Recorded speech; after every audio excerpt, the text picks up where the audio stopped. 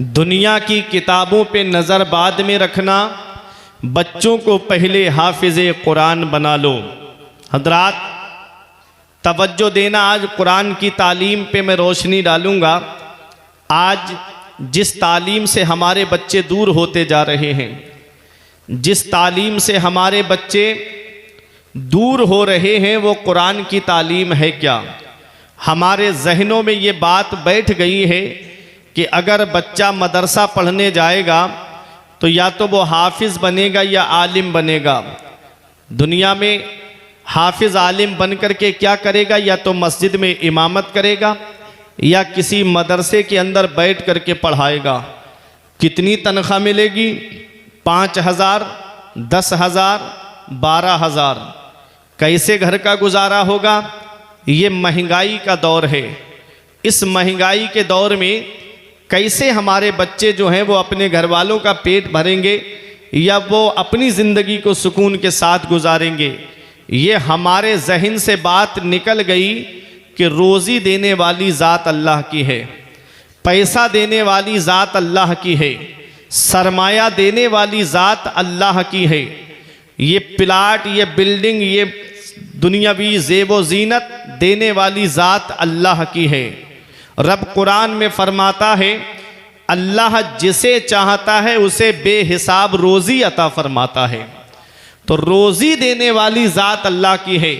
चाहे हाफिज़ हो या आलिम हो, उसे भी रोज़ी अल्लाह देता है। चाहे डॉक्टर हो, इंजीनियर हो, प्रोफेसर हो, मास्टर हो, उसे भी रोज़ी मेरा रब देता है।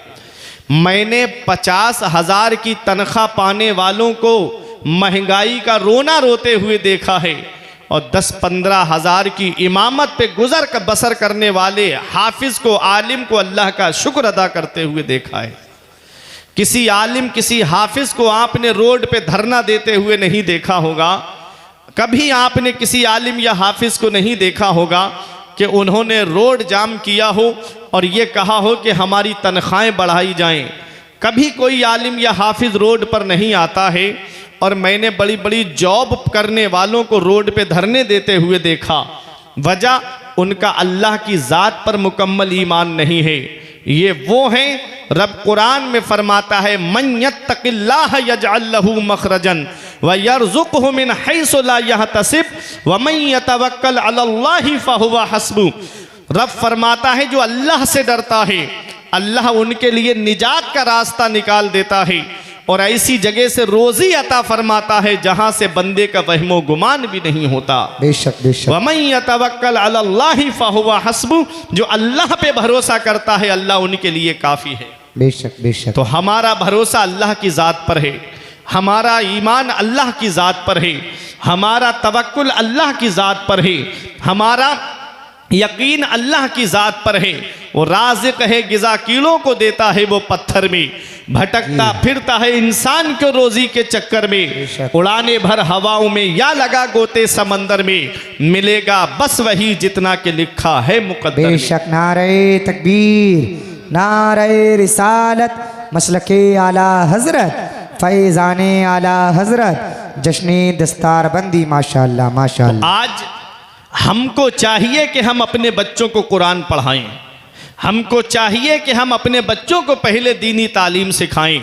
जब दीनी तालीम वो हासिल कर लें, फिर उसके बाद चाहे डॉक्टर बनाओ, चाहे इंजीनियर बनाओ। इस्लाम दूसरी तालीम हासिल करने से मना नहीं करता है। पैगंबर इस्लाम ने हज़रत ज़ैद इब्ने हारिसा से फरमाया कि तुम इब्रानी ज़ुबान को हासिल करो, उसकी ज़रूरत पड़ सकती है।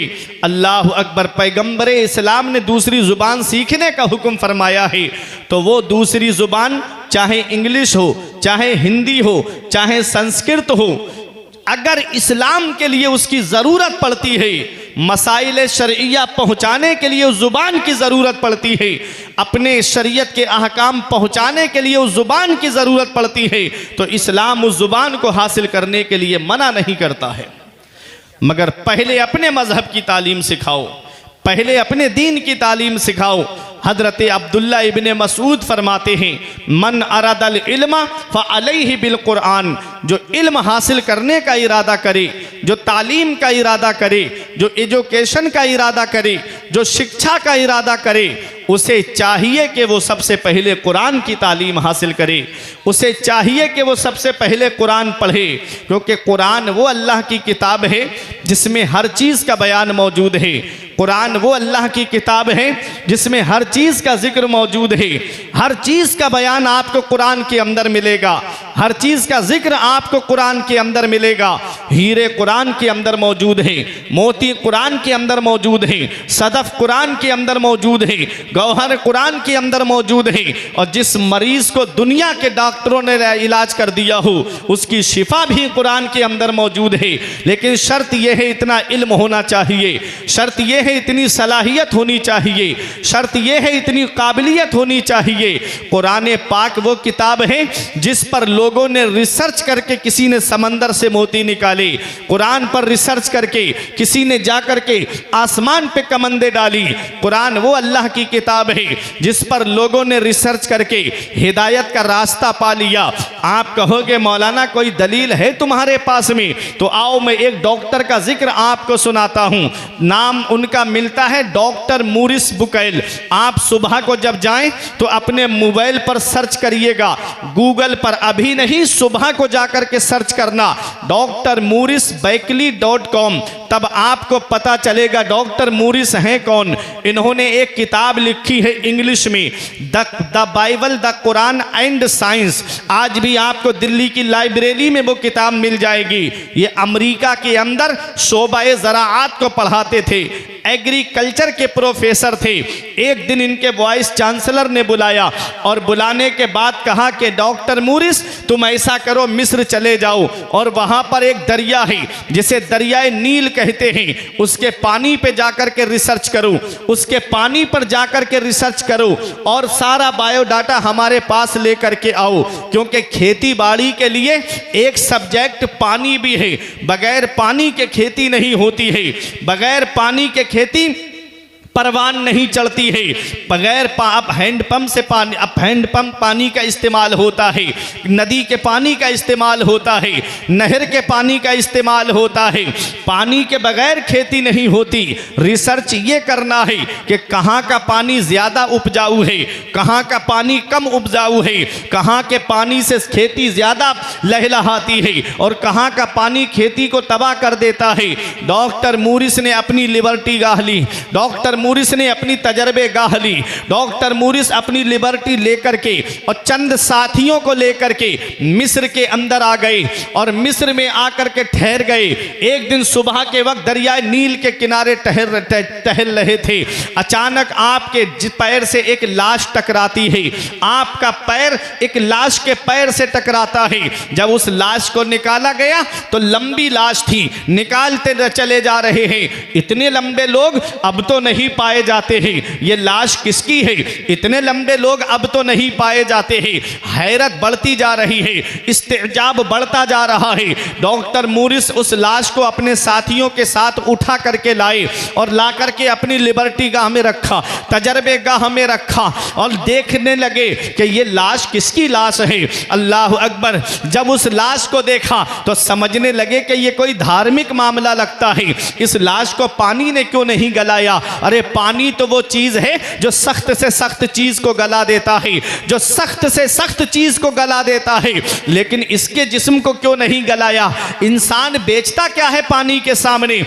आज डूबेगा, शाम को फूल जाएगा, दूसरे दिन को फट जाएगा, तीसरे दिन को जिस्म रेजा रेजा होके पानी में हल हो जाएगा। इंसान की हैसियत क्या है? कहा कि अब इतने लंबे लोग तो पाए नहीं जाते हैं, इस लाश को पानी ने क्यों नहीं गलाया? चलो पानी ने मेहरबानी कर दी तो इसको मछलियों ने क्यों नहीं खाया, मगरमच्छों ने क्यों नहीं खाया? ये लाश आज अब भी सलामत है, इसके सर के बाल सलामत हैं, इसके भौं के बाल सलामत हैं, इसके जिस्म का गोश्त सलामत है, इसके जिस्म की हड्डियां सलामत हैं। ये कोई धार्मिक मामला लगता है। डॉक्टर मूरिस ने सोचा कि पता कैसे चलेगा ये लाश किसकी है। पूरी बाइबल पढ़ डाली लेकिन नतीजा नहीं मिला, पूरी इंजील पढ़ डाली लेकिन नतीजा नहीं मिला, पूरी तौरात पढ़ डाली लेकिन नतीजा नहीं मिला। फिर दिल में ख्याल आता है कि चलो कुरान भी तो धार्मिक किताब है, चलो कुरान पढ़ करके देख ले। फिर कहने लगे हमारे सेंटों ने बताया है, हमारे पोप ने बताया है, हमारे धर्म गुरु ने बताया है कि कुरान धार्मिक किताब नहीं है। कुरान मोहम्मद ने अपना बनाया हुआ, मोहम्मद का अपना बनाया हुआ कलाम है, ये खुदा का कलाम नहीं है। डॉक्टर मूरिस कहने लगे चलो एक बार कुरान सुन कर के तो देख लें, शायद नतीजा मिल जाए। देखो जो बात डॉक्टर मूरिस के सेंटों ने बताई थी वही बात कुफारे मक्का बोलते थे। जब नबी ने कुरान पढ़ कर के सुनाया, नबी पर सबसे पहली वही कौन सी नाजिल हुई थी? नबी पे सबसे पहली वही जो नाजिल हुई गारे हिरा के अंदर, तो ना तो नमाज का हुक्म सबसे पहले आया, ना रोजे का हुक्म सबसे पहले आया, ना हज का हुक्म सबसे पहले आया, ना ज़कात का हुक्म सबसे पहले आया। नबी पे सबसे पहली वही नाजिल होती है। तो इकरा, पढ़िए पढ़िए पढ़िए, पढ़ने के ताल्लुक से सबसे पहली वही नाजिल होती है। लेकिन भजनपुर वालों, अफसोस होता है जिस कौम के पैगंबर पर सबसे पहली वही पढ़ने के ताल्लुक से आई है, आज उसी पैगंबर की उम्मत के चंद लोग तालीम से दूर हो गए, एजुकेशन से दूर हो गए, शिक्षा से दूर हो गए, कुरान की तालीम से दूर हो गए, हदीस की तालीम से दूर हो गए। जब नबी ने मक्के में ऐलान नबुव्वत फरमाया तो कितने लोग लिखना पढ़ना जानते थे? सिर्फ 17 लोग लिखना पढ़ना जानते थे। नबी ने 40 साल की उम्र में ऐलान नबुव्वत फरमाया, 53 साल की उम्र में नबी ने मक्का छोड़ा, मदीने आ गए, 10 साल मदीने शरीफ में रहे हैं। टोटल ये 23 साल की जिंदगी है। पूरी जिंदगी नबी की बज़ाहिर 63 साल है, लेकिन तबलीग इस्लाम की जो जिंदगी मैं आपको बता रहा हूँ वो जब नबी पर पहली वही नाजिल हुई है, पहले तो मेरे आका ने मक्के की सरजमीन पर अपने अखलाक के जरिए तबलीग की है, अपने किरदार के जरिए तबलीग की है। 40 साल तक नबी ने उन लोगों के सामने अपना अखलाक पेश किया है, अपना किरदार पेश किया है, अपना कैरेक्टर पेश किया है। नबी का किरदार देख करके कुफारे मक्का आपको सादिकुल वादुल अमीन कहते थे। नबी की सीरत को देख करके कुफारे मक्का आपको सबसे बड़ा सच्चा कहते थे। आपकी हिस्ट्री को देख करके, आपके अखलाक हसना को देख करके कुफारे मक्का अपनी अमानतें नबी के पास रखा करते थे। कहते थे अगर मक्के में कोई सबसे सच्चा है तो वो मोहम्मद रसूलुल्लाह है, अगर मक्के में सबसे बड़े कोई अमीन है तो वो मोहम्मद इब्ने अब्दुल्लाह है। वही कुफारे मक्का के सामने जब नबी ने ऐलान नबुव्वत फरमाया तो कोई मेरे नबी को गाली दे रहा है, कोई मेरे नबी को मजनू कह रहा है, कोई मेरे नबी को माज़अल्लाह पागल कह रहा है। और नबी के सगे चचा अबू लहब ने कहा था मोहम्मद तुमने इसलिए हमको बुलाया है ताकि हम तुमको नबी माने, खुदा तुम्हारे हाथों को तबाह कर दे। नबी ने आसमान की तरफ देखा, रब ने फरमाया मेरे महबूब आप तो मेरे रसूल हो, आप मेरे महबूब हो, ये अबू लहब आपके हाथों के बारे में कह रहा है तो हम कुरान में फरमा रहे हैं तब्बत यदा अबी लहब व तब, तबाह हो जाए अबू लहब के दोनों हाथ। और वो तबाह हो ही गया। अबू लहब ने नबी करीम की शान में गुस्ताखी की तो रब तबारक व तआला ने पूरी सूरत अबू लहब के ताल्लुक से महबूब पर नाजिल फरमाई कि अबू लहब के दोनों हाथ तबाह हो जाएं, और वो तबाह हो ही गया। देखो ये मेरे आका है, इन्होंने 40 साल की उम्र शरीफ में ऐलान नबुव्वत फरमाया है, 53 साल की उम्र में मक्का छोड़ा है, मदीना आए हैं, 10 साल मदीने शरीफ की सरजमीन पर बज़ाहिर रहे मदीने वाले मुस्तफ़ा। ये 23 साल की मुद्दत में पैगंबर इस्लाम ने तालीम को ऐसा फरोग दिया है कि जब आका हज्जतुल वदा के मौके पर आखिरी खुतबा देते हैं तो 1.25 लाख सहाबाए किराम के पास में तालीम थी और उनके हाथ में कलम था। नारे तकबीर, नारे रिसालत, मसलके आला हजरत, फैज़ाने आला हजरत, इमाम अहमद रजा कॉन्फ्रेंस, जश्न दस्तार बंदी, मौलाना फुरकान रजा साहिब किबला मंजरी माशाअल्लाह। तो तालीम कितनी जरूरी है। सुभान अल्लाह। सबसे पहली वही नबी पर नाजिल हुई तो पढ़ने के ताल्लुक से हुक्म आया, पढ़िए बेशक पढ़िए। मतलब मेरे महबूब जब तुम्हारी उम्मत के पास में तालीम होगी तो वो नमाज के करीब होंगे जी, जब तुम्हारी उम्मत के पास में तालीम होगी तो वो रोज़े के करीब होंगे, बेशक जब तुम्हारी उम्मत के पास में तालीम होगी तो वो ज़कात को उसके वक्त पर अदा करेंगे, जब तुम्हारी उम्मत के पास में तालीम होगी तो वो हज के उसके अरकान के साथ में अदा करेंगे। आज हम तालीम से दूर हो गए, आज हम एजुकेशन से दूर हो गए। नबी ने कुरान पढ़ कर के मक्के वालों को सुनाया तो कुफारे मक्का कहते थे कि ये कलाम मोहम्मद का अपना बनाया हुआ कलाम है, ये खुदा का कलाम नहीं है। जब कुफारे मक्का ने ये कहा कि ये मोहम्मद का अपना बनाया हुआ कलाम है, तो सबसे पहला चैलेंज 15वें पारे में किया गया, कुल्ला इनिज्तमाअतिल जिन्न वल इंस अला अन यातू बिमिस्ली हाज़ल कुरान ला यातूना बिमिस्ली वलौ काना बादुहुम लिबादिन ज़हीरा। रब फरमाता है महबूब इनसे कह दो कि तमाम इंसान और तमाम जिन्न जमा हो जाएं इस बात पर कि वो इस कुरान की मिसल ले आएं। ला यातूना बिमिस्ली, इस कुरान की मिसल हरगिज़ नहीं ला पाएंगे। वलौ काना बादुहुम लिबादिन ज़हीरा, अगरचे उनमें का बाज़ की मदद क्यों ना करे, अगरचे उनमें का बाज़ का ताउन क्यों ना करे, इस कुरान की मिसल नहीं ला पाएंगे। पूरे सारे कुफारे मक्का खामोश हो गए, उनका नातिका बंद हो गया। तो चैलेंज और हल्का कर दिया गया। 11वें पारे में दूसरा चैलेंज है। रब फरमाता है महबूब इनसे कह दो कि पूरे कुरान में 114 सूरतें हैं, इनसे कह दो कि 10 सूरतों की मिसल बना करके ले आएं। वे अशरे सुवरिम मुफ्तरायात, 10 सूरतों की मिसल बना करके ले आएं। कुफारे मक्का को जब नबी ने यह आयत करीमा पढ़ करके सुनाई, इसका भी जवाब वो ना ला सके, तो चैलेंज और हल्का कर दिया गया। ना तो वो पूरे कुरान की मिसल ला पाए, ना 10 सूरतों की मिसल ला पाए, तो चैलेंज और हल्का कर दिया गया।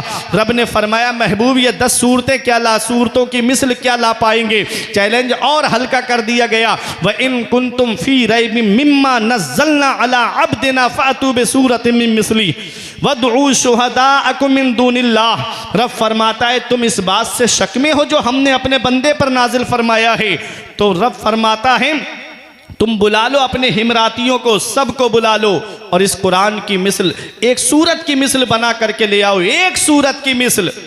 रब फरमाता है एक सूरत की मिसल बना करके ले आओ। पूरे कुरान में सबसे छोटी सूरत सूरह कौसर है, इन्ना अअतैना कल कौसर। उस छोटी सी सूरत को लिख के काबे की दीवार पे टाक दिया गया और ऐलान कर दिया गया इस सूरत की मिसल बना करके ले आओ। सबसे छोटी सूरत है, जो भी आए और पढ़ करके मुंह दबा करके चला जाए, जो आए पढ़े और मुंह दबा करके चला जाए। एक बहुत बड़े अरबी के शायर को पकड़ करके लाए जो बादशाहों के दरबार में फिल बदी अरबी में अशार कह दिया करता था, फौरन अरबी में अशार बना करके कसीदा पूरे कसीदे पढ़ दिया करता था। उसका हाथ पकड़ करके लाए और कहा कि तू इसकी मिसल अगर बना देगा, चंद जुमले भी अरबी के जोड़ देगा, तो हम सीना तान के कहेंगे कि देखो ये तुम्हारा अपना बनाया हुआ कलाम है। जब उस शायर को पकड़ के काबे की दीवार के साए में लाए, कहा कि इसको पढ़ा और इसकी मिसल बना दे। उसने पढ़ा इन्ना अअतैना कल कौसर, तो बेसाख्ता पुकारता है हाज़ल कलामो लैसा बेबशर, ये कलाम किसी इंसान का नहीं है, ये तो परवरदिगार आलम का कलाम है। तेरे आगे यूं हैं दबे लचे फुसहा अरब के बड़े बड़े, तेरे आगे यूं हैं दबे लचे फुसहा अरब के बड़े बड़े, कोई जाने के मुंह में जुबान नहीं बल्कि जिस्मों में जान है। नारे तकबीर, नारे रिसालत, मसलके आला हजरत, फैज़ाने आला हजरत, जश्ने दस्तारबंदी, इमाम अहमद रजा कॉन्फ्रेंस। माशाअल्लाह माशाअल्लाह। ये कुरान है, इसकी मिसल ना कोई कल ला पाया था, ना आज ला पाया है, ना सुबह कयामत तक कोई ला पाएगा। बेशक बेशक। और कुरान का कोई एक ज़ेरो ज़बर भी नहीं बदल सकता, कुरान का कोई एक नुक्ता भी नहीं बदल सकता। एक आया था बदलने की बात करने वाला, खुद ही बदल गया और निकल गया है। कौले मोहम्मद कौले खुदा, फरमान ना बदला जाएगा, बदलेगा जमाना लाख मगर कुरान ना बदला जाएगा। ये हमारा कुरान है, हर चीज़ का बयान इस कुरान के अंदर मौजूद है। डॉक्टर मूरिस कहते हैं कि लाओ कुरान भी तो धार्मिक किताब है, लाओ उस कुरान को भी तो पढ़ लिया जाए। एक आलिम को बुलाया जाता है जो उसका तर्जमा करता हुआ चले, एक आलिम को बुलाया जाता है जो साथ साथ उसका तर्जमा भी बताता हुआ चले। अल्लाह अकबर। आज तर्जमे बहुत चल रहे हैं, आदमी इतना याद रखना, सोशल मीडिया पर आदमी यूट्यूब खोलता है कुरान का तर्जमा सुनने के लिए। याद रखना हर दाढ़ी दाढ़ी टोपी वाला मौलाना नहीं होता है, हर दाढ़ी टोपी वाला आलिम नहीं होता है। सोच समझ करके कुरान का तर्जमा सुना करो। जब भी आप यूट्यूब पर तर्जमा लिख करके डालोगे तो तर्जमा बयान करने वाले कोई और आ जाते हैं। जब भी तर्जमा सुनना तो कंजुल ईमान सुनना, जब भी तर्जमा सुनना तो इमाम अहमद रज़ा खान का तर्जमा सुनना। ये इमाम अहमद रज़ा कॉन्फ्रेंस है। इमाम अहमद रज़ा खान के तर्जमे में क्या है? उसमें इश्क़ रसूल का पैगाम दिया गया है, नबी से मोहब्बत का पैगाम दिया गया है। आप कहोगे कोई सबूत, कोई दलील है, तो मैं आपको बताता हुआ चलूं।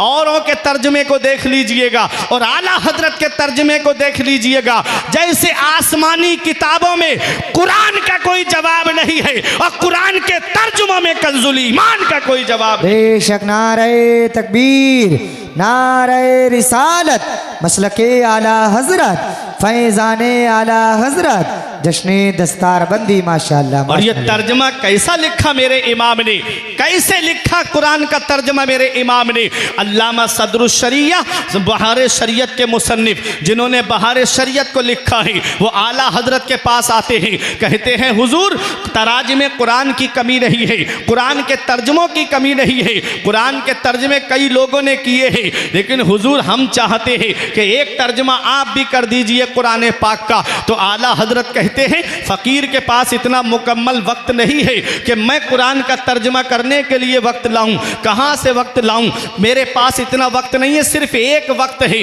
कि जब मैं दोपहर का खाना खाता हूं तो थोड़ी सी देर कैलूला के लिए लेटता हूं, सुन्नत अदा करने के लिए। कैलूला के लिए जब लेटता हूं वही वक्त फ़कीर के पास में है। बाहर से जो फतावे आते थे उनका जवाब लिखते थे आला हजरत, 500 फतावा का जवाब देते थे मेरे इमाम। अल्लाह अकबर, ज़रा सुनो तो सही। दिन में मदरसे में पढ़ाना है, तालीम भी देनी है, मुरीद आ रहे हैं उनसे मुलाकात भी करनी है, कोई हाजतमंद आ रहा है उसकी हाजत को भी पूरा करना है। अल्लाह अकबर, इतनी बिजी लाइफ थी मेरे इमाम की। कहते हैं कि कोई ऐसा वक्त तो नहीं है मेरे पास में कि मुकम्मल वक्त निकाल सकूं। सिर्फ कैलूला के वक्त जो मेरे पास में वक्त है, खाना खा करके थोड़ी देर लेटता हूं, वही वक्त है। अगर उस वक्त में आप आना चाहो तो आ जाओ। अल्लामा सदरुश शरिया ने सोचा कि ये वक्त बहुत अच्छा है। जब जैसे ही आला हजरत खाना तनाबुल फरमा के ज़ोहर की नमाज के पहले नमाज पढ़ते, फिर खाना खाते, फिर थोड़ी देर कैलूला के लिए लेटते थे। एक दिन पहुंच गए कागज़ और कलम लेकर के अल्लामा सदरुश शरिया, और ये मुबारक काम भी शुरू हो जाता है। आला हजरत बोलते जा रहे हैं, उधर वो तर्जमा लिखते जा रहे हैं, इधर आला हजरत बोलते जा रहे हैं और वो कुरान का तर्जमा लिखते जा रहे हैं। जब आदमी किसी चीज़ का तर्जमा लिखता है तो कई किताबों का सहारा लेना पड़ता है, कई लुगतों का सहारा लेना पड़ता है और दीगर किताबों का सहारा लेना पड़ता है। मगर वह मेरे इमाम, तेरे इल्म पर कुर्बान जाऊं, तेरी शान पर कुर्बान जाऊं, तेरे मर्तबे पर कुर्बान जाऊं, तेरी बुलंदी पर कुर्बान जाऊं। मेरा इमाम बोलता जा रहा है, अल्लामा सदरुश शरिया लिखते जा रहे हैं, और जब ये कुरान का तर्जमा मुकम्मल हो जाता है, इसका नाम कंजुल ईमान रखा जाता है। जब यह तर्जमा लोगों के सामने आता है, जब यह तर्जमा आलिमों के सामने आता है, जब यह तर्जमा मुफ्तियों के सामने आता है, तो मुफ्ती हैरत में पड़ जाते हैं कि जो साहिब तफसीर बैज़ावी ने लिखा वही तर्जमे में आला हजरत ने कहा, जो साहिब तफसीर ने, जो साहिब तफसीर ने, साहिब मदारिक तंजील ने कहा, वही तर्जमे में इमाम अहमद रज़ा खान ने कहा है। ये आला हजरत का तर्जमा है जो मुहावरे से भी मिल रहा है और ज़ुबानो लुगत से भी मिल रहा है। ये इमाम अहमद रज़ा खान का तर्जमा है। अब आप कहोगे इनके तर्जमे में क्या खासियत है, तो सुनो, आओ मैं उनके तर्जमे आपको बता दूं। एक आयत करीमा है, रब कुरान में फरमाता है कि ऐ महबूब, हमने आपको फतेह मक्का दे दी ताकि अल्लाह आपके सदक़े में आपकी उम्मत के अगले पिछले गुनाह माफ़ कर दे। सूरह फतह की पहली आयत है। इसका तर्जमा मौलवी अशरफ अली थानवी ने किया, ऐ नबी, अल्लाह ने आपको फतेह मक्का दे दी ताकि अल्लाह आपके अगले पिछले गुनाह माफ़ कर दे। माज़ अल्लाह, बताओ नबी से कोई गुनाह हो सकता है? नबी मासूम होते हैं, नबी से कोई गुनाह नहीं हो सकता। और अशरफ अली थानवी ने तर्जमे में लिखा, ऐ नबी, अल्लाह ने आपको फतेह मक्का दे दी ताकि अल्लाह आपके अगले पिछले गुनाह माफ़ कर दे। मौलवी खलील अहमद अम्बेड भी लिखते हैं, कहते आए नबी अल्लाह ने आपको फ़तेह मक्का दे दी ताकि अल्लाह आपकी अगली पिछली ख़ताएँ माफ़ कर दे। माज़अल्लाह, कोई नबी को ख़ताकार लिख रहा है, कोई नबी को गुनाहगार लिख रहा है। ये आला हजरत का तर्जमा है, इमाम इश्क़ मोहब्बत का तर्जमा है, वो गद्दार मुस्तफ़ा का तर्जमा है, ये वफादार मुस्तफ़ा का तर्जमा है, ये आशिक़ रसूल का तर्जमा है। आला हजरत तर्जमा करते हैं, ऐ गैब की खबरें देने वाले नबी, अल्लाह ने आपको फतेह मक्का दे दी ताकि अल्लाह आपके सदक़े में आपकी उम्मत के अगले पिछले गुनाह माफ़ फरमा। नारे तकबीर, नारे रिसालत, मसलके आला हजरत, फैज़ाने आला हजरत, जिंदाबाद जिंदाबाद, माशाअल्लाह। ये मेरे इमाम का तर्जमा है। अब एक आयत का तर्जमा और सुनो, मकरू व मकर अल्लाह वल्लाहु खैरुल माकिरीन। इसका तर्जमा मौलवी अशरफ अली थानवी ने किया, अल्लाह ने चाल चली, उन लोगों ने चाल चली और अल्लाह खूब चाल चलने वाला है। माज़अल्लाह, ये तर्जमे हैं। आज आदमी सोशल मीडिया पर खूब शौक से सुनता है, कब ईमान का तोता उड़ जाता है पता भी नहीं चलता। मेरा इमाम कहता है, देख उड़ जाए ना ईमान का तोता तेरा। हर दाढ़ी टोपी वाला मौलाना नहीं होता। आज तो आदमी सोशल मीडिया पे मसले तलाश कर रहा है, अपने आलिमों से नहीं पूछते। पहले ये बुजुर्ग हमारे बैठे, कोई मसला पेश आता था तो अपने इमाम से पूछते थे, अपने आलिमों से पूछते थे। आज आदमी गूगल से पूछ रहा है, यूट्यूब पे पूछ रहा है। किस मकतबे फ़िक्र का मौलाना निकल के आ जाए तुमको क्या पता। तुम तो उसकी दाढ़ी देख रहे हो, साफ़ा देख रहे हो, और तुम तो देख रहे हो कि ये तो कुरान और हदीस की बात कर रहा है। ज़रूरी नहीं। इतने एजेंट बिठा दिए गए हैं, हज़ारों फेक साइट बनी हुई हैं सोशल मीडिया पर, जिसके ज़रिए लोगों का ईमान लूटा जा रहा है। बाकायदा जापान के अंदर ट्रेनिंग दी जाती है मुसलमानों को गुमराह करने की। नबी की सुन्नतों पे रिसर्च हो रहा है वहाँ, नबी की हदीसों पे रिसर्च हो रहा है वहाँ, कुरान का तर्जमा बताया जा रहा है उनको, हदीसें पढ़ाई जा रही हैं उनको, पूरा मौलाना बना करके पेश किया जा रहा है। तुम तो समझते हो कि ये तो दाढ़ी और टोपी है, साफ़ा है, जुब्बा है, ये तो मौलाना ही होगा, लेकिन उसके दिल के अंदर क्या है ये कोई नहीं जानता। मुस्तफ़ा कमाल पाशा जो सल्तनत उस्मानिया ख़त्म करने के लिए आया था, नाम देखो, मुस्तफ़ा कमाल पाशा, और था यहूदियों का एजेंट। एक दोनुमा फ़िरका है यहूदियों में जो टोटल नाम मुसलमानों वाले रखता है, और मुसलमानों वाले नाम रख कर के मुसलमानों में वो पढ़ा लिखा मौलाना भेजा जाता है। कुछ दिनों उन्हीं के माहौल को समझता है, फिर उसके बाद हल्के हल्के लोगों के ईमान को लूटना शुरू कर देता है। लेकिन हम नहीं जानते। आला हजरत अजीमुल बरकत वो हस्ती हैं जिन्होंने इम्तियाज़ कर दिया। आज आला हजरत हर एक को हजम नहीं होते। आला हजरत अजीमुल बरकत का नाम हर एक को हजम नहीं होता। क्यों नहीं होता, कभी सोचा है? बरेली वालों ने किसी की ज़मीन पे कब्ज़ा तो किया नहीं है, किसी की प्रॉपर्टी पे तो कब्ज़ा किया नहीं है मेरे इमाम ने, फिर क्यों नहीं? आज मसलके आला हजरत का नारा लगाने पे लोग एतराज़ करते हैं, आज आला हजरत का नाम लेने पे लोग एतराज़ करते हैं। क्यों करते हैं? तो सुनो, ये आला हजरत का नाम वो नाम है जो सुन्नी में और गैर सुन्नी में पहचान करा देता है। ये आला हजरत का नाम है। जब पहले देसी घी मिलता था तो आदमी जब दुकान पे लेने जाता था तो आदमी ये नहीं कहता था कि कौन सा घी चाहिए। जहां दुकान पे जाके कहा घी दे दो तो देसी घी उठाता और आपको दे देता। और जब से डालडा चलने लगा, जब से रिफाइंड चलने लगा, जब से मिलावटी तेल चलने लगे, अब आप दुकान पे जाकर के कहोगे कि हमको घी दे दो तो वो पूछेगा कि कौन सा घी दे दूं, बनास्पाती घी दे दूं, डालडा दे दूं या रिफाइंड फॉर्चून तुमको दे दूं, कौन सा वाला दूं? तो आप ये कौन सा कहने की जरूरत क्यों आई? जब घी मांगा था तो घी दे देना चाहिए। पता चला मार्केट में मिलावटी घी आ गए हैं, पता चला मार्केट में मिलावटी तेल आ गए हैं। जब लोग सुन्नी थे और सुन्नी सहीहुल अकीदा थे, तब कहने की जरूरत नहीं पड़ती थी कि तुम कौन से सुन्नी हो। अब वो भी अपने आप को सुन्नी कहला रहे हैं और इमाम आजम अबू हनीफा का मुकल्लिद भी कहला रहे हैं। इसलिए इस दौर में ये पूछने की जरूरत पड़ गई कि कौन से सुन्नी हो। अगर इमाम अहमद रजा खान के नाम पर उसका चेहरा खिल जाता है तो समझ लो अपना वाला है, और अगर आला हजरत के नाम पर चेहरा बिगड़ जाता है तो समझ लो अपना नहीं है, सिर्फ अपनों का लिबास पहन करके आया है। ऐसे आलिम को दूर हटा दो और ये कह दो कि जो रजा का नहीं है वो हमारा नहीं है। नारे तकबीर, नारे रिसालत, मसलके आला हजरत, फैजाने आला हजरत, जश्न दस्तारबंदी मौलाना फुरकान रजा साहिब किबला मंजरी। माशाअल्लाह माशाअल्लाह। ये पहचान है, ये पहचान है। आला हजरत का नाम पहचान करा देता है अपने और पराये में। और आला हजरत हर एक को हजम नहीं होते। क्यों? आला हजरत उन पीरों को भी हजम नहीं होते जो गैर महरम औरतों से अपने पैर दबाते हैं। आला हजरत उन्हें भी हजम नहीं होते कि जो अपने मुरीदों से मोटे मोटे नजराने वसूलते हैं, शरीयत के अहकाम पर अमल नहीं, नमाज की पाबंदी नहीं। रोजे के महीने में मैंने जाहिल पीरों को खाते हुए देखा अपनी आंखों से।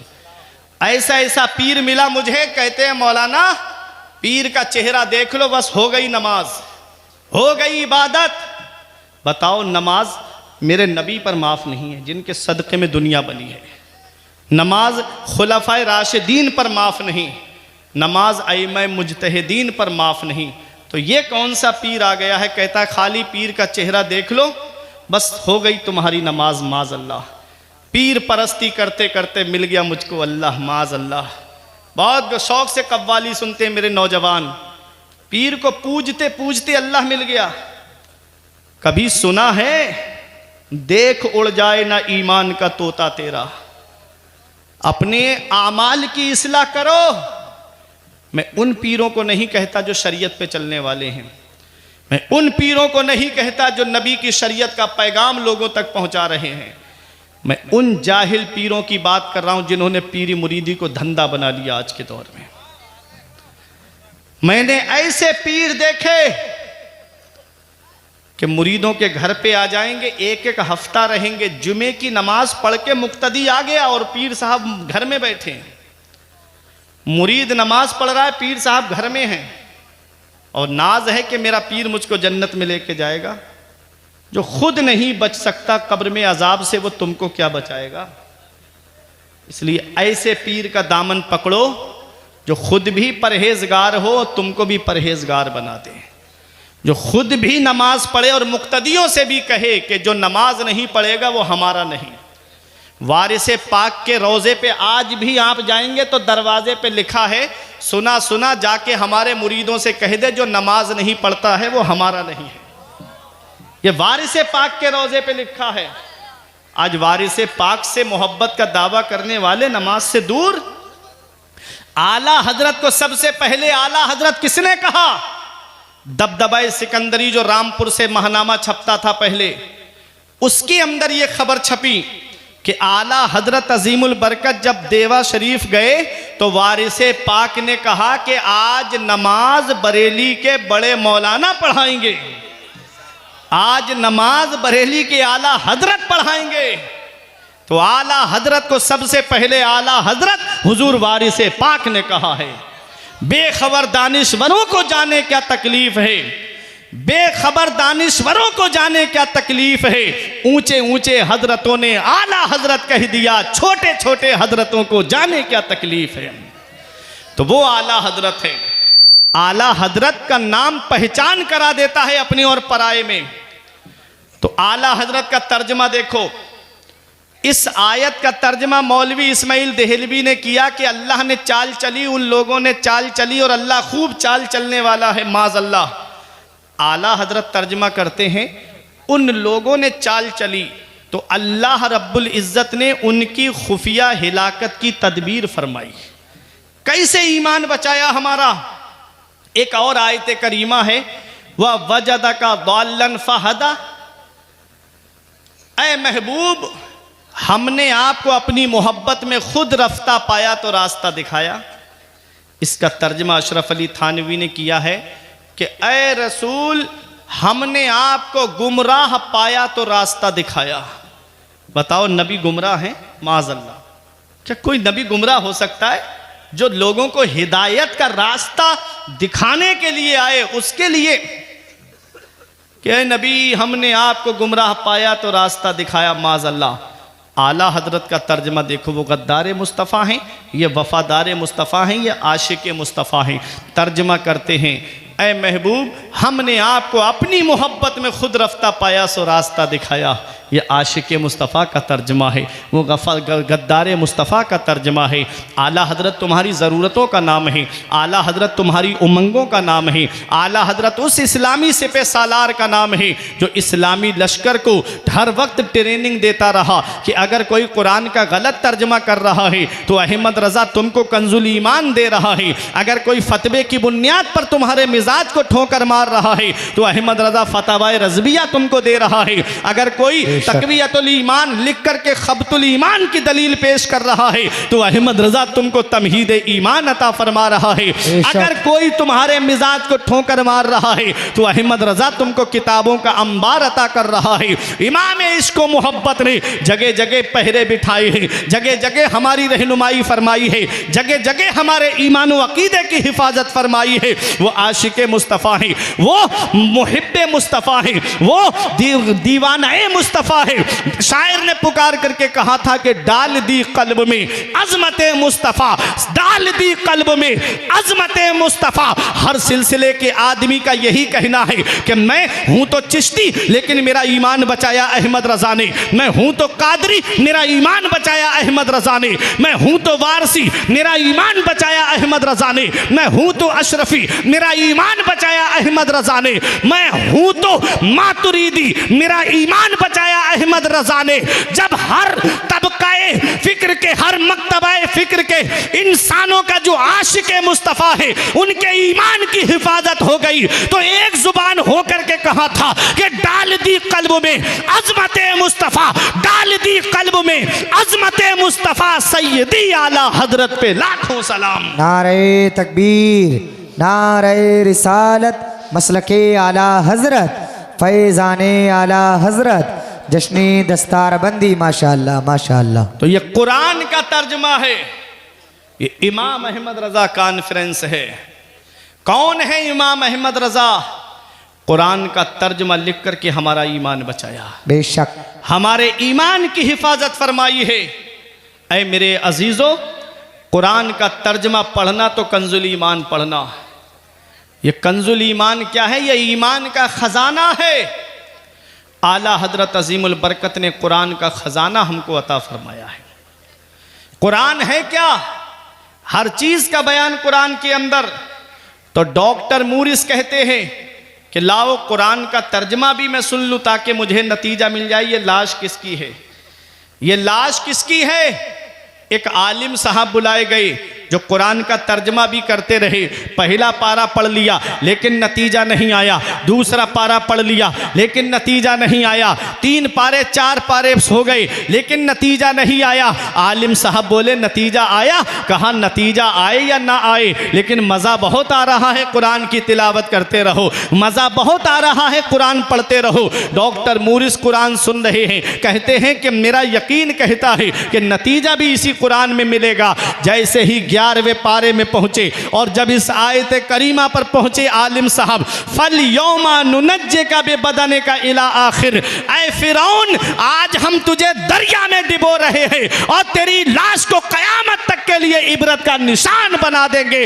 डॉक्टर मूरिस कहते हैं ये लाश किसी और की नहीं है, ये लाश फिरौन की है। आज भी मिस्र के म्यूजियम में उसकी लाश रखी हुई है। अल्लाह ने कयामत तक के लिए उसकी लाश को इबरत का निशान बना दिया है। जो लोगों पे जुल्म करता है, जो लोगों को सताता है, जो लोगों पर जुल्म के पहाड़ तोड़ता है, अल्लाह उसको इबरत का निशान बना देता है।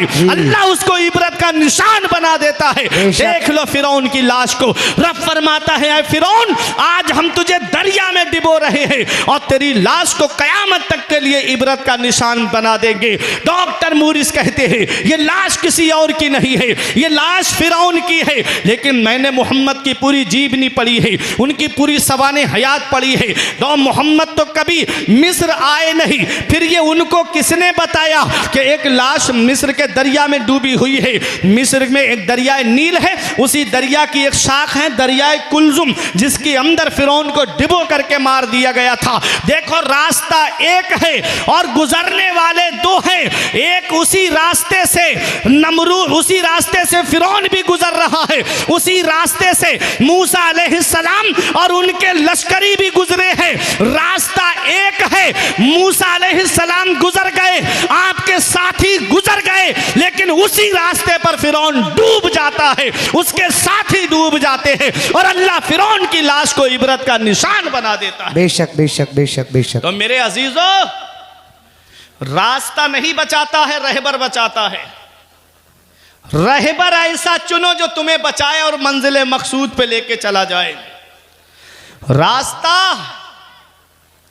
एक ऐसा रास्ता है कि फिरौन भी उसी रास्ते से गुजर रहा है, मूसा पैगंबर भी उसी रास्ते से गुजर रहे हैं। फिरौन डूब गया, उसके साथी डूब गए, लश्करी डूब गए और मूसा पैगंबर और उनके साथी निकल गए। क्या समझे? अल्लाह ने फिरौन की लाश को इबरत का निशान बना दिया। डॉक्टर मूरिस ने the Bible the Quran and science के अंदर यह दावा किया कि एक बड़ा सा आतिशकदा बनाया जाए और उसमें लकड़ियां भरी जाएं और उसमें आग लगा दी जाए। डॉक्टर मूरिस कहते हैं कि उस आग में आग लगाने के बाद में फिरौन की बॉडी को उस आग के अंदर डाला जाए, तब भी फिरौन के जिस्म को आग नहीं जलाएगी, क्योंकि उसके जिस्म को कयामत तक के लिए इबरत का निशान परवरदिगारे आलम ने बना दिया है, वो इबरत का निशान बना रहेगा। आज भी मिस्र के म्यूजियम में उसकी लाश रखी है। तो ये कुरान है, हर चीज का बयान कुरान में है। कुरान कहाँ नाजिल हुआ? रब फरमाता है लौ अनजलना हाजल कुरान अला जबल, अगर हम इस कुरान को पहाड़ पर नाजिल फरमाते, ला रअयतहु खाशिअम मुतसद्दिअम मिन खशियतिल्लाह, तो जरूर तू देखता कि पहाड़ रेजा रेजा हो जाता अल्लाह के खौफ से। कुरान का एक हर्फ भी अगर पहाड़ पर नाजिल हो जाए तो पहाड़ रेजा रेजा हो जाए अल्लाह के खौफ से। कुरान में जलाल है। कुरान पहाड़ पर नाजिल नहीं हुआ। जानते हो भजनपुर सैफनी वालों, ये कुरान है क्या और पहाड़ क्या हैं? पहाड़ के लिए रब कुरान में फरमाता है वल जिबाला औतादा, हमने पहाड़ों को मेखे बनाया, पहाड़ों को कालम बनाया, पहाड़ों को कीले बनाया। जैसे एक तख्ता है ऐसे ही पड़ा है, उसको आप उठा के जिधर चाहोगे उधर रख दोगे। उसी तख्ते को आप चार पायों के ऊपर रख करके उसमें कीले गाड़ दो तो वो तख्ता हिलेगा नहीं। दीवान बना दिया जाए या तख्त बना दिया जाए तो वो जो ऊपर आपने पिलाई बोर्ड रखा, तख्ते रखे, वो हिलेंगे नहीं। ये कीले क्या हैं? ये तख्ते को रोकने के लिए उसका कालम है। मकान आपने बनाया, कोई दीवार आप मत लगाइए, बस कालम खड़े कर दीजिए, पूरा लिंटर आप उस पर रख दीजिएगा, आपका मकान नहीं हिलेगा। ये कालम आप समझ गए? जब अल्लाह ने ज़मीन को पैदा फरमाया तो ज़मीन को पानी के ऊपर पैदा फरमाया। पानी में ठहराव नहीं है, पानी हिलता रहता है। देखना तालाब में जाकर के देखना, नदी में देखना, पानी में ठहराव नहीं है, पानी हिलता रहता है। जब ज़मीन को पानी पर पैदा फरमाया तो ज़मीन हिलने लगी, ठहराव नहीं था। रब ने पहाड़ों की मेखें पैदा फरमाई, पहाड़ों को पैदा फरमाया, ज़मीन अपनी जगह ठहर गई, ज़मीन अपनी जगह ठहर गई। ये जो जलजले आते हैं ना, इसमें कई रिवायतें मिलती हैं कि उन पहाड़ों के जो ज़मीन के अंदर तने हैं ना, उन तनों को हिलाते हैं फरिश्ते तो जलजला आता है। तो ये पहाड़ कालम है, ये पहाड़ कीले हैं, वो मजबूत पहाड़ जो जमीन को रोके हुए हैं। आप तारागढ़ पे नहीं चढ़े होगे, पहाड़ नहीं देखा आपने कितना मजबूत होता है। हिमालय का पहाड़ कितना मशहूर है और कितना मजबूत होता है पहाड़।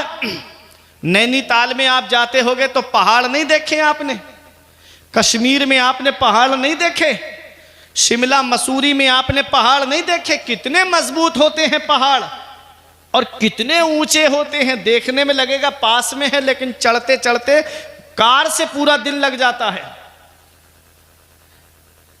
तो कितने मजबूत पहाड़ होते हैं। रब फरमाता है अगर हम कुरान को पहाड़ पर नाजिल फरमाते तो पहाड़ रेजा रेजा हो जाता। बेशक पहाड़ रेजा रेजा हो जाता अल्लाह के खौफ से। तो पहाड़ जैसी मजबूत चीज कुरान को ना उठा पाए। और आप देखिए हमारी कौम के ये 8-10 साल के बच्चों ने अपने सीने में 300 पारे महफूज कर लिए। सुभान अल्लाह। अरे बोलो मोहब्बत से सुभान अल्लाह। सुभान अल्लाह। जितनी खामोशी से पहली बार भजनपुर में मैं आज देख रहा हूं कि लोग तकरीर सुन रहे हैं।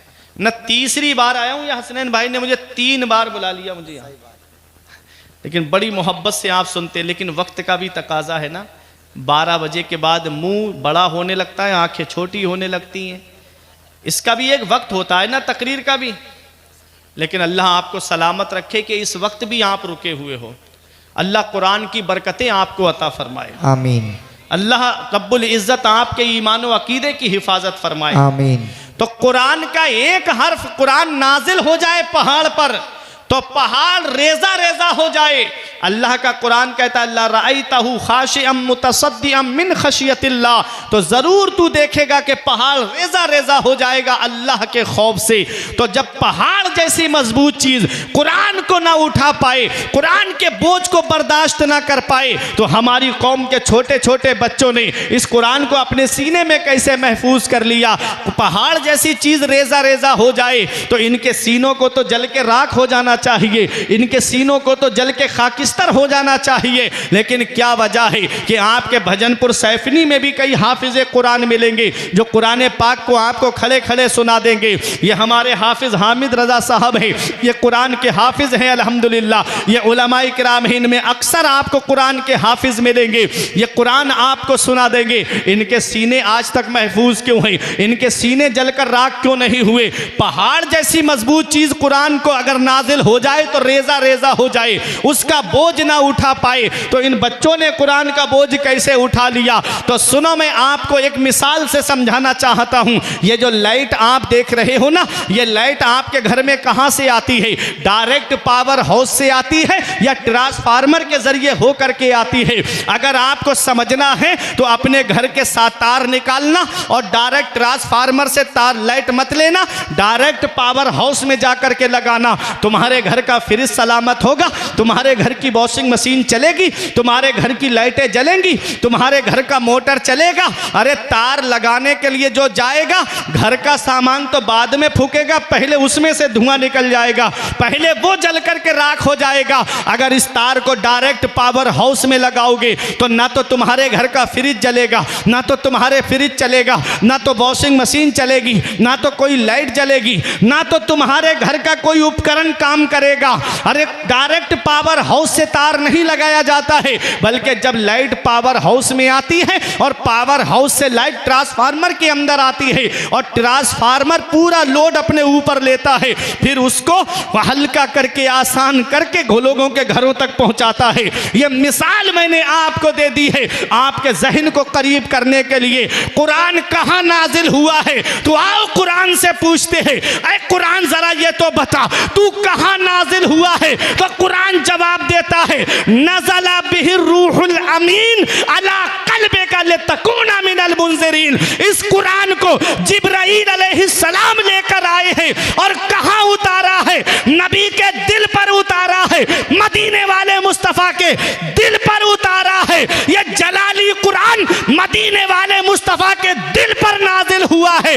मदीने वाले मुस्तफ़ा के सदक़े में ये कुरान इतना आसान हो गया है कि नबी की उम्मत के छोटे छोटे बच्चों ने आज उस कुरान को हिफ्ज़ कर लिया। नारे तकबीर, नारे रिसालत, मसलके आला हजरत, फैज़ाने आला हजरत, फैज़ाने इल्मे दीने मुस्तफ़ा, जश्नी दस्तार बंदी माशाअल्लाह तो ये माशाअल्लाह। कुरान नबी के मुबारक दिल पे नाजिल हुआ और जिब्राईल अलैहिस्सलाम लेकर आए, लितकूना मिनल मुनज़िरीन। ये कुरान नबी के दिल पर नाजिल हुआ है ताकि आप डर सुनाने वाले हो जाएं। तो कुरान कहाँ नाजिल हुआ? नबी के मुबारक दिल पर, और नबी के सदक़े में मेरे आका की उम्मत के छोटे छोटे बच्चों ने इस कुरान को हिफ्ज़ कर दिया है। बेशक बेशक। इसीलिए कहता हूं बख्शिश की राह मोमिनो आसान बना लो, सुभान अल्लाह। अपने लिए निजात का सामान बना लो। दुनिया की किताबों पे नजर बाद में रखना, बच्चों को पहले हाफिज़े कुरान बना लो। सुभान अल्लाह सुभान अल्लाह। बच्चों को पहले हाफिज़े कुरान बना लो। ये कुरान क्या है? हम बीमार पड़ते हैं तो इलाज कराने डॉक्टर के पास जाते हैं। हमारी तबीयत ख़राब होती है, हम इलाज कराने के लिए मेडिकल पे जाते हैं, वहाँ से दवा लेते हैं।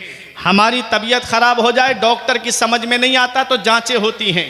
अगर बुखार 3-4 दिन लगातार आ जाए तो डॉक्टर जांचें कराता है, कहता है बुखार समझ में नहीं आ रहा है, कहीं टाइफाइड तो नहीं बन गया, कहीं मियादी बुखार तो नहीं हो गया, कहीं मौसमी बुखार तो नहीं है।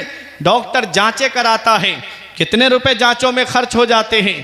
पेट में कोई तकलीफ हो तो अल्ट्रासाउंड होता है, कभी सीने में तकलीफ हो तो एक्सरा होता है। आप ज़रा देखो, जब हम बीमार पड़ते हैं तो कोई डॉक्टर के पास जाता है, कोई जाकर के हकीम से दवा लेता है, कोई अपने जिस्म की जांचें कराता है। ऐ मेरे प्यारे मुसलमानों, में एक बात आपसे पूछता हूँ, कभी आपने ये सोचा है कि आज मेरा नमाजों में दिल नहीं लगता, लाओ मैं अपना इलाज कुरान से कराऊं? कभी आपके दिल में ये ख्याल आया कि आज मेरा रोज़ों में दिल नहीं लगता है तो मैं अपना इलाज कुरान से कराऊं? कुरान भी तो हकीम है। रब फरमाता है, यासीन वल कुरानिल हकीम। कुरान हिकमत वाले कुरान की कसम, हकीम कुरान की कसम। तो कुरान भी तो हकीम है। इस हकीम के पास आओ ना अपना इलाज कराने के लिए। आप अगर इस कुरान के पास आओगे और कहोगे कि मैं बीमार हूँ, कुरान मेरा इलाज कर दे, तो कुरान जवाब देगा, व नुनज़्ज़िलु मिनल कुरानी मा हुवा शिफ़ाउन व रहमा व रहमतुल लिल मुमिनीन वला यज़ीदु ज़ालिमीन इल्ला खसारा। रब कुरान में फरमाता है, हमने कुरान के अंदर शिफा नाजिल फरमाई है मोमिनों के लिए। तो कुरान में शिफा है। जो बीमारी डॉक्टरों से सही नहीं होती, जो बीमारी जांच से सही नहीं होती है, उसका इलाज कुरान पाक की आयतें करती हैं, उसका इलाज कुरान पाक करता है। बड़ी बड़ी बीमारियां कुरान करीम की तिलावत से ठीक हो जाती हैं, बड़ी बड़ी तकलीफ़ें कुरान की तिलावत से ठीक हो जाती हैं। आज हम कुरान नहीं पढ़ते हैं, फजर की नमाज पढ़ी, मोबाइल लेकर बैठ गए, फजर के बाद में अखबार लेकर के बैठ गए, कौन से शहर में क्या हुआ है, कौन से इलाके में क्या हुआ है, कौन सी टीम जीती है, कौन सा नेता फला जगह क्या क्या काम कर रहा है। आज कुरान से हम दूर हो गए, कुरान की तालीम से हम दूर हो गए, कुरान की तिलावत से हम दूर हो गए। ऐ लोगों, आज जिस इमाम के हम मुक़ल्लिद हैं, इमाम आज़म अबू हनीफ़ा के, कभी सोचा है वो इमाम हमारा कैसा था? कभी सोचा है वो इमाम के शब व रोज़ कैसे गुजरते थे? कभी सोचा है इमाम की रातें कैसे गुजरती थी? इमाम आज़म अबू हनीफ़ा ने 30 साल इस हाल में गुजारे हैं कि आप लगातार रोजे रखते थे। 30 साल ऐसे आपने गुजारे कि पूरी रात में एक मरतबा कुरान पाक ख़त्म फरमाया करते थे। वो इमाम आज़म अबू हनीफा जिन्होंने हर रमज़ान शरीफ के महीने में 62 मरतबा कुरान पाक का ख़त्म फरमाते थे। 1500 दिरहम खर्च करके इमाम आज़म अबू हनीफा ने एक लिबास बनवाया था, कपड़े बनवाए थे, जिसे सिर्फ नमाज के लिए आप इस्तेमाल फरमाते थे। रात में जब अल्लाह की इबादत करने के लिए जाते तब उस लिबास को पहनते, खुशबू लगाते थे। वो इमाम आज़म अबू हनीफा हैं। अल्लाह अकबर। मेरे इमाम का जहाँ पर आज जिस्म दफन है उस जगह पर इमाम आज़म अबू हनीफा ने 7000 मरतबा कुरान पाक का ख़त्म शरीफ फरमाया है। इमाम आज़म अबू हनीफा तो वो हैं जो रात में अल्लाह की इबादत करते तो नया उम्दा लिबास पहनते थे। 1500 दिरहम खर्च करके लिबास आपने बनवाया था। आज हमारा हाल ये है कि हम खेतों पे से काम करके आए, वही मैले कपड़े पहन करके नमाज पढ़ने चले गए। बाहर से काम करके आए, वही मैला लिबास पहन करके मस्जिद में नमाज पढ़ने चले गए। मस्जिद में जाओ तो नए कपड़े पहन करके जाओ। देखो अल्लाह का कुरान क्या कहता है, या बनी आदम खुजू जीनतकुम इंदा कुल्ले मस्जिद। ऐ औलाद आदम, हर नमाज के लिए जीनत पकड़ो, हर नमाज के लिए उम्दा लिबास पहनो, हर नमाज के लिए जीनत पकड़ो। आज हम दावत में जाते हैं तो नए कपड़े पहन कर जाते हैं, शादी में जाते हैं तो नया लिबास पहन कर जाते हैं, पार्टी में जाते हैं तो नया लिबास पहन कर जाते हैं, किसी के बर्थडे में जाते हैं तो नया लिबास पहन कर जाते हैं, किसी के साथ ससुराल में जाते हैं तो नया लिबास पहन करके जाते हैं, और जब मस्जिद में आते हैं तो पुराने कपड़े पहन करके, मैले कपड़े पहन करके। इमाम आज़म अबू हनीफा फरमाते हैं कि लोगों के सामने जीनत पकड़ने से बेहतर है कि अल्लाह की इबादत के लिए जीनत पकड़ी जाए। आज जो उलमा के लिबास को देखते हैं कि मौलवी लिबास बहुत अच्छा पहनता है, मौलवी कपड़े बहुत अच्छे पहनते हैं, उनके कुर्ते की प्रेस नहीं टूटती है, ये उम्दा लिबास किस लिए पहनते हैं? रब कुरान में फरमाता है, ऐ औलाद आदम, तुम हर नमाज के लिए जीनत पकड़ो। उलमा जो उम्दा लिबास पहनते हैं वो लोगों को दिखाने के लिए नहीं बल्कि अल्लाह की इबादत के लिए पहनते। नारे तकबीर, नारे रिसालत, मसलके आला हजरत, फैज़ाने आला हजरत, जश्नी दस्तार बंदी माशाअल्लाह। तो अच्छा लिबास पहनो, अल्लाह की इबादत करो, खुशबू लगाओ अल्लाह की इबादत के लिए, बेहतर कपड़े पहनो अल्लाह की इबादत के लिए। ऐ मेरे अजीज़ों, वो इमाम आज़म अबू हनीफा कौन है? इमाम आज़म, तवज्जो दीजिएगा, जो भी आएगा मिंबर शरीफ पे आएगा इंशाअल्लाह आपको यही दीदार होगा जिस शख्सियत का भी होगा। तवज्जो देना, कौन इमाम आज़म है? 30 साल लगातार रोजे रखे आपने। ये रोजा क्या है? ये रोजा अल्लाह की इबादत है। आप सब ऐसे ही बैठे रहें।